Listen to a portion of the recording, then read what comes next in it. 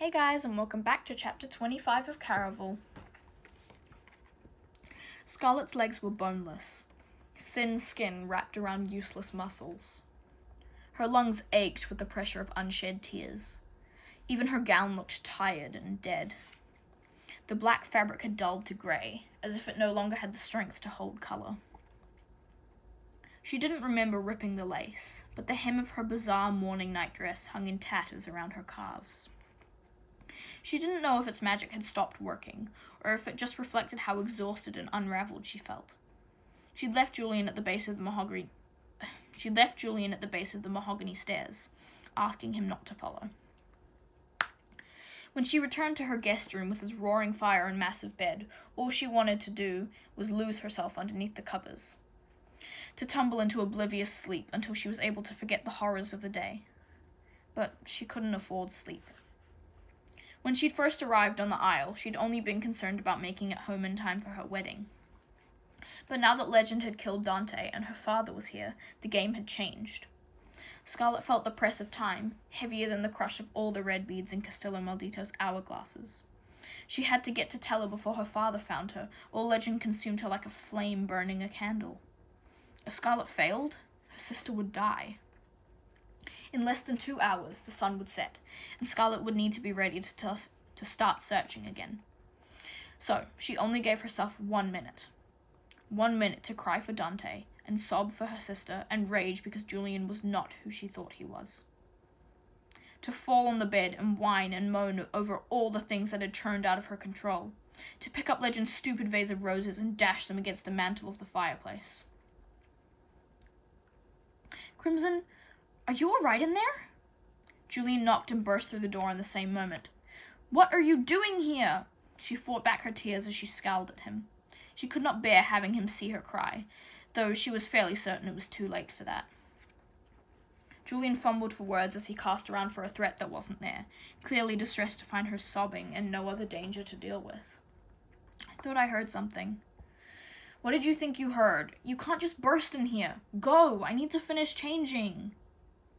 Instead of leaving, Julian quietly shut the door.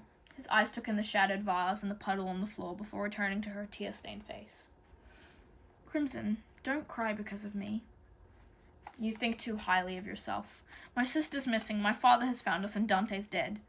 These tears are not for you. Julian at least had the decency to look ashamed, but he stayed in the room. He sat gingerly on the bed, making the mattress dip beneath his weight as more drops fell down from her cheeks. Hot and wet and salty. Scarlet's outburst had purged some of her pain, but now the tears wouldn't stop, and maybe Julian was right. Maybe a few were because of him. Julian leaned closer and brushed them away with his fingertips. Don't. Scarlet pulled back. I deserve that. He dropped his hand and edged farther away until they were on opposite sides of the bed. I shouldn't have lied, or brought you here against your will. You shouldn't have brought us here at all, Scarlet snapped. Your sister would have found a way, with or without me. Is this supposed to be an apology? If it is, it's not very good. Julian answered cautiously. I'm not sorry for doing what your sister wanted. I believe people should have the freedom to make their own decisions. But I am sorry for every time I've lied to you. He paused, and when he looked at her, his warm brown eyes were softer than she'd ever seen them, and open, as if he wanted her to view something he usually kept hidden. I know I don't deserve another chance, but earlier you said you think I can be good. I'm not, Crimson, or at least I haven't been. I'm a liar, and I'm bitter, and sometimes I make terrible choices. I come from a prideful family that's always playing games with one another, and after Rosa... He hesitated, his voice taking on the rough, strangled, hard-to-speak edge that came whenever he mentioned his sister. After she died, I lost faith in everything. Not that it's an excuse, but if you give me another chance, I swear I'll make it up to you. Across from them, the fire crackled, its heat shrinking the puddle of water on the floor. Soon it would just be the roses and shattered glass. Scarlet thought of Julian's rose tattoo. She wished he really had been just a sailor who'd happened by her isle, and she hated that he'd lied to her for so long. But she could understand devotion to a sister. Scarlet knew what it was like to love someone so irrevocably, no matter the cost. Julian leaned against the bedpost, all kinds of tragic and lovely. Dark hair hanging over tired eyes, his wicked mouth turned down, and rips marring his once pristine shirt. Scarlet had made mistakes because of this game as well, but Julian had never held those against her, and she didn't want to punish him either. "I forgive you," she said. "Just promise me, no more lies." With a heavy breath, Julian closed his eyes, forehead knotted into a look somewhere between gratitude and pain. He spoke hoarsely. "I promise." "Hello?" A knock on the door startled them both. Julian jumped up before Scarlet could move. "Hide," he mouthed. No. She'd done enough hiding already that day.